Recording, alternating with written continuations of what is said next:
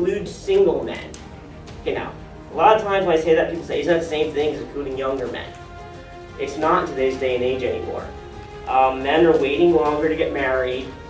Being single doesn't mean being young anymore. I'm 38 years old, I'm not married.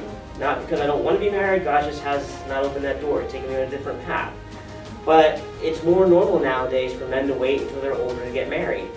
And there's a big debate in the church right now if that's right or if that's wrong. Personally, I don't think it's anybody's business between the man and God brings into his life.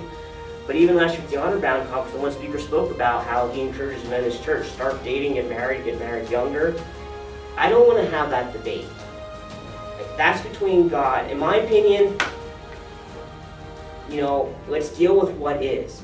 We can have a vision of what we want to be in our head, but let's meet men where they are. Men aren't getting married younger anymore. Let's meet them where they are and include single men into our group.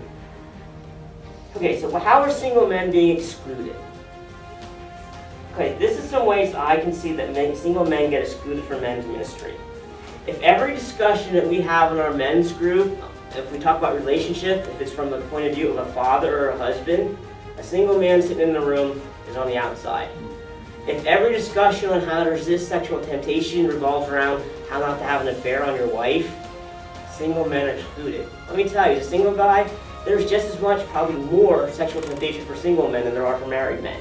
But if you never address it and you never talk about it from that point of view, but it's always about how not to cheat on your wife and how to be faithful to your wife, single guys, if you're basically saying to them, you're not welcome here because we're not addressing any of your point of view.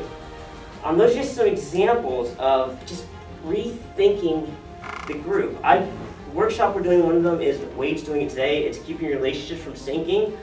I led that one, I think it was 3 weeks ago. My time is all off, we've been going so fast. But it was in Pittsburgh at Lifestone Church, which is a much younger crowd. And when I prepared that class, mainly because I'm single, I went more from the point of view of all relationships, basic principles that will sink any relationship. And we had probably 65% of the men who came to that session were single. They weren't married guys. Usually it's the other way around, but this one there's a lot of men that were single. And a lot of men said they appreciated that we addressed it from the point of view of being single or married, because they didn't feel excluded. So if you want to kill your men's ministry, exclude single men.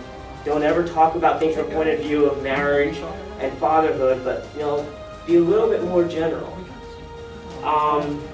Another thing is we can't exclude divorced men.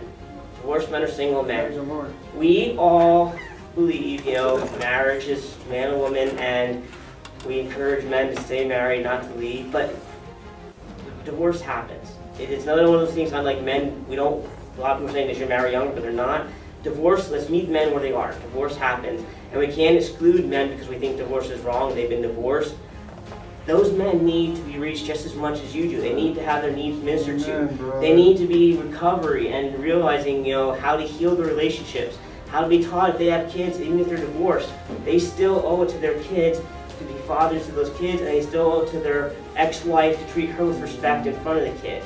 I hate when divorced men badmouth their ex-wife in front of their kids. No matter what happens between you and your wife, your kids don't need to know about that. They need to see used to working together and respecting each other.